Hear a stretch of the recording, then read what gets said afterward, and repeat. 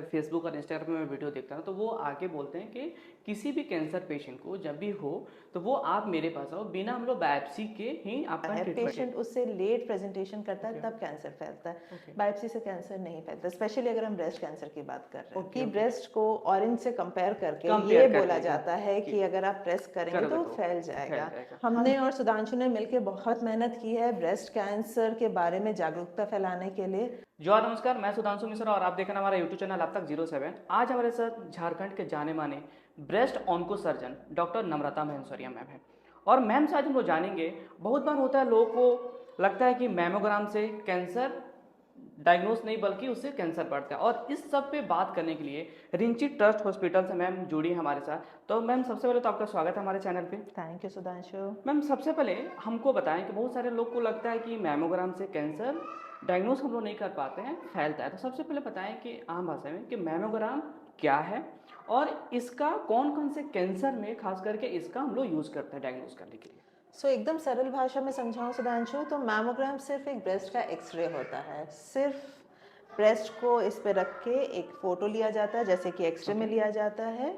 Mammogram breast का imaging है, x ray है, और ये बहुत ज़रूरी है ब्रेस्ट कैंसर को आइडेंटिफाई करने के लिए। ओके अगर ब्रेस्ट कैंसर एकदम अर्ली शुरुआती स्टेज में भी है तो ये मैमोग्राम मशीन से आइडेंटिफाई हो जाता है। उसमें कैल्सिफिकेशंस, माइक्रो कैल्सिफिकेशंस जिसे हम कहते हैं, वो दिखाई देता है मैमो मशीन पे। तो अगर मैमो मशीन पे वो दिखाई दे रहा है तो आपका डॉक्टर एकदम शुरुआती स्टेज में ब्रेस्ट कैंसर को डायग्नोस कर सकता है। इससे अच्छी मशीन है ही नहीं। मैम जैसे आपने बोला कि मैमोग्राम मशीन, बहुत सारे सेंटर पे मैमोग्राम मशीन नहीं होता है। बहुत बार क्या होता है कि जो डॉक्टर्स होते हैं वो यूएसजी अल्ट्रासाउंड बोल देते हैं या फिर एक्सरे बोल देते हैं। तो एक्सरे या फिर अल्ट्रासाउंड से ये अलग कैसे है कि इस पे लोग ज़्यादा आए। सो अगर महिला 50 साल से बड़ी उम्र की है तो सबसे इम्पॉर्टेंट जांच, अगर हम ब्रेस्ट कैंसर के बारे में बात कर रहे हैं, तो वो है मैमोग्राम। मैमोग्राम कराना अनिवार्य है, मतलब okay it is very important. Okay उसको अल्ट्रासाउंड सब्सटीट्यूट नहीं कर सकता, एक्सरे तो बिल्कुल भी सब्सटीट्यूट नहीं कर सकता। Ultrasound is not a substitute for a okay mammogram. A good mammo machine, और स्पेशली जो ये मशीन है ओके हमारे पास one of the best machines है। पेशेंट्स को दर्द नहीं होता। मैमो में काफ़ी बार लोगों को ये भी डर रहता ओके है कि पेनफुल मैडम होता है। पेन होगा, बट पेन ये मशीन पेनलेस मशीन है, one of the okay best machines. Painless memo machine है, बस एक स्कैन करता है ब्रेस्ट को। ओके और जब महिलाएं 30 साल की उम्र से नीचे रहती हैं तो उनको अल्ट्रासाउंड, सिर्फ अल्ट्रासाउंड से हो जाता है, उनको ओके मैमोग्राम की ज़रूरत ही नहीं है। ओके एक एज क्राइटेरिया होता है, उससे हम डिसाइड करते हैं पेशेंट को मैमोग्राम की ज़रूरत है या अल्ट्रासाउंड की ज़रूरत है। ओके। मैम ये मेमोग्राम जैसे आपने बोला कि एज आपको बताया, तो ये साल में कितने बार मेमोग्राम कराना सेफ है।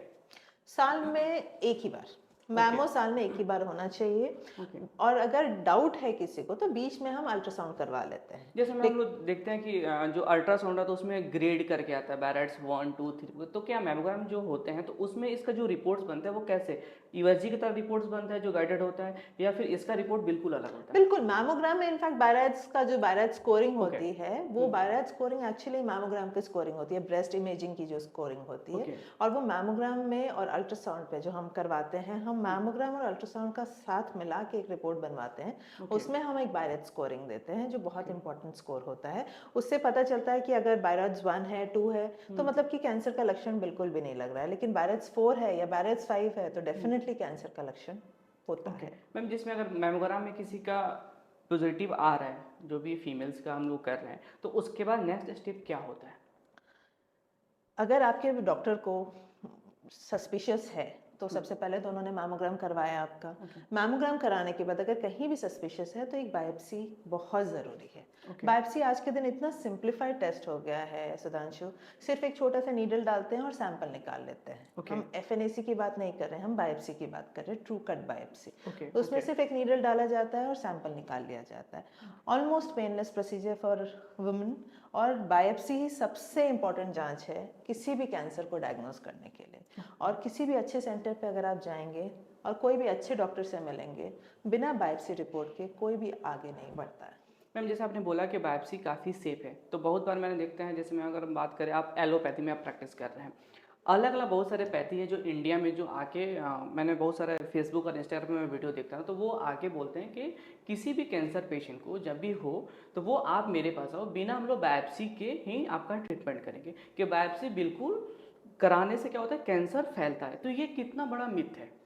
सी जब तक कैंसर में डायग्नोसिस नहीं हो, और ओके डायग्नोसिस हम कब, सिर्फ मुझे अगर मैमो में लगता है कि कैंसर है या ओके मुझे देख के लगता है कि कैंसर है, मैं ओके उसे कैंसर कभी नहीं बोलूँगी जब तक कि बायोप्सी में कैंसर नहीं आ जाता। ओके ओके तो बायोप्सी एक सबसे इम्पॉर्टेंट टेस्ट है आइडेंटिफाई करने के लिए कैंसर है या नहीं है। ओके अगर हम कैंसर का ट्रीटमेंट शुरू करते हैं, जैसे कि कीमोथेरेपी देते हैं या सर्जरी करते हैं या ओके सिकाई करते हैं, कोई भी ट्रीटमेंट से पहले बायोप्सी इम्पॉर्टेंट है। और बायोप्सी से कैंसर नहीं फैलता है। कैंसर फैलता है पेशेंट अनअवेयर जब होता है, ओके ओके पेशेंट को अगर नहीं पता है, ओके पेशेंट उससे लेट प्रेजेंटेशन करता है, ओके तब कैंसर फैलता है। ओके बायोप्सी से कैंसर नहीं फैलता, स्पेशली अगर हम ब्रेस्ट कैंसर की बात कर रहे हैं। Okay okay. तो मैम जैसे अपने बायोप्सी से मैंने पूछा, तो बहुत बार मैंने ये भी देखा हूँ कि मैमोग्राम से बोलते हैं कि मैमोग्राम बिल्कुल नहीं कराना है। मैमोग्राम से क्या होता है, जो उन लोग बोलते हैं कि मैमोग्राम कराने से क्या होता है, जो ब्रेस्ट को जब पंच होता है तो उससे क्या होता है, जो कैंसर सेल्स होते हैं वो टूट के और वो पूरे बॉडी में वो फैलना शुरू हो जाते हैं। सो ये अगेन बहुत बड़ा मिथ है सुधांशु।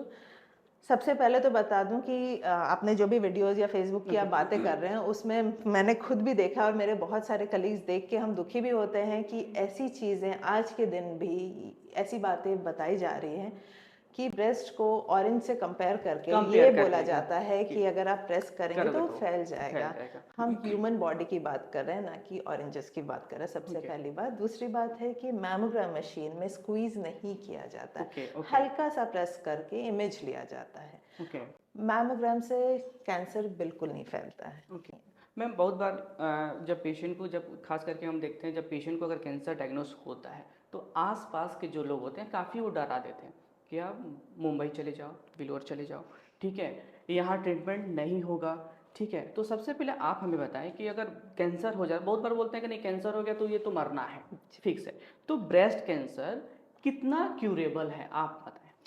आज के दिन breast cancer Sudhanshu one of the most treatable cancer में से है। ओके बस एक ही चीज़ हम रिक्वेस्ट करते हैं कि अर्ली डायग्नोसिस हो जाए। तो ये जितनी मेहनत मैं कर रही हूँ, आप कर रहे हैं कि कैंसर के बारे में अवेयरनेस अवेयरनेस जो हो। आप इतने अपने वीडियोस बना रहे हैं, बस इसलिए ताकि पेशेंट्स हमारे पास लेट स्टेज में ना पहुँचे। अगर पेशेंट अर्ली स्टेज में आता है तो ऑलमोस्ट 98% पेशेंट्स को हम क्योर कर सकते हैं। ओके क्योर कर सकते हैं मतलब कैंसर ख़त्म हो सकता है उनका। ओके सो ब्रेस्ट कैंसर का ट्रीटमेंट आज के दिन बहुत ही ब्यूटीफुल ट्रीटमेंट अवेलेबल है, बहुत ही अच्छे ट्रीटमेंट अवेलेबल हैं। और सबसे अच्छी बात यह है कि सारा ट्रीटमेंट रांची में, झारखंड में, हमारे अपने झारखंड में सब कुछ अवेलेबल है। मैं जब दिल्ली में थी सुधांशु, तब मुझे याद है कि लोग रांची से आते थे और लोगों को लगता था कि अरे मैं दिल्ली आके ट्रीटमेंट करवा रही हूँ अपना। और जब हम यहाँ बैठे हुए हैं, अब हम रांची आ गए रांची में सेवा प्रदान करने के लिए, तो लोगों को लगता है कि अच्छा हम यहाँ छोड़ के दिल्ली जाए। बट एक वो मानसिकता है, मुझे लगता है कि लोगों को हमेशा लगता है कि आप जहाँ हैं, जो लोग झारखंड में हैं उन्हें लगता है कि कम से कम हम कलकत्ता चले जाएं, कलकत्ता वालों को लगता है कम से कम हम बॉम्बे चले जाएं, और बॉम्बे वालों को लगता है कम से कम हम न्यूयॉर्क चले जाएं। तो वो मानसिकता है, मानसिकता का हम कुछ नहीं कर सकते। विश्वास सबसे बड़ी बात होती है। जिस भी डॉक्टर के ऊपर आपको विश्वास है उसके पास ट्रीटमेंट करवाएं, ट्रीटमेंट ज़रूर अच्छा रहेगा। लास्ट में आपसे हम पूछेंगे, बहुत बार अगर पेशेंट स्टेज 4 में आते हैं, ब्रेस्ट कैंसर की जो फीमेल्स जब आती हैं, तो उनके हस्बैंड को वो पूछते हैं कि लाइफ कितना रहेगा। तो सबसे पहले हमें बताएं कि ब्रेस्ट कैंसर स्टेज 4 में इसका ट्रीटमेंट में क्या क्या इसका ट्रीटमेंट ऑप्शन है, और ये इसमें कितना कॉस्ट, ये सब क्या आता है।